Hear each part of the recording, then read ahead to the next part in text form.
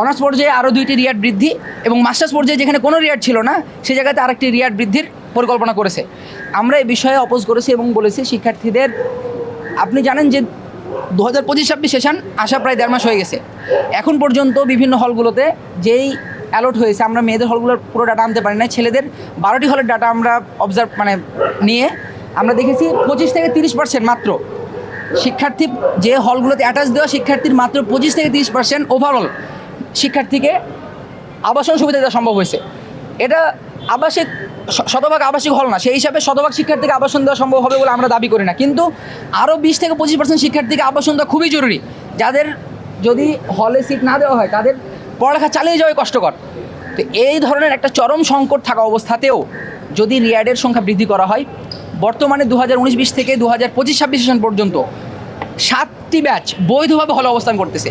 যেখানে 5টি ব্যাচ থাকার কথা সেখানে 7টি ব্যাচ হলে বৈধভাবে অবস্থান করতেছে 2019 থেকে নিম্নের দিকে 2025-26 পর্যন্ত। যদি রিয়াড সুবিধা আরও বৃদ্ধি করা হয় তাহলে দেখা যাবে যে একসাথে 10 থেকে 11টি ব্যাচ হলে থাকবে। তো এটা আলটিমেটলি বিশ্ববিদ্যালয় প্রশাসন যদি এই ধরনের অদূরদর্শী কোনো সিদ্ধান্ত নেয় তাহলে আলটিমেটলি যেই দিকে যাবে সেটা হচ্ছে যে প্রথম বর্ষে সিট দেওয়া যাবে না, অটোমেটিক গণরুমের যে প্রেশার, গণরুমের যে লজিক্যাল বেসমেন্ট সেটা তৈরি হবে এবং একটা 4 জনের রুমে 10 থেকে 12 জন, 20 জন, 25 জন থাকা লাগবে।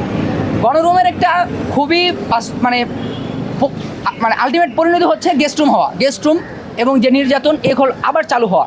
তো আমরা আমাদের দাবি হচ্ছে বিশ্ববিদ্যালয় প্রশাসন অতি দ্রুত সিট বন্টন নীতিমালা চূড়ান্ত করবে এবং এই নীতিমালার মধ্যে 2024 অভ্যুত্থান পরবর্তী, গণ অভ্যুত্থান পরবর্তী সময়ে যে নীতিমালাটা তৈরি হয়েছিল সেই নীতিমালাকে অপরিবর্তিত রাখবে। বিশেষ করে 10 এবং 11 নম্বর ধারায় আমরা যেটা বলেছি যে পুনর্ভর্তি এবং অভর্তি বিষয়ে কোনো ধরনের শৈথিল্যতা প্রদর্শন করবে না। এভাবে বিশ্ববিদ্যালয় যে সিট সংকট ঘনীভূত হয়েছে সেই সিট সংকটটা সমাধান করতে পারে। এবং এছাড়াও নারীদের হলগুলোতে আপনারা জানেন যে 500-600 জন অ্যালট দিয়েছে, এখন পর্যন্ত একজনকেও সিট দিতে পারে নাই। তাহলে নারী শিক্ষার্থীদের হলগুলোতে তো সিট সংকট আরও বেশি। একটা সমন্বিত সিট নীতিমালা না থাকার কারণে এই ধরনের অনিয়ম বিশৃঙ্খলা হচ্ছে।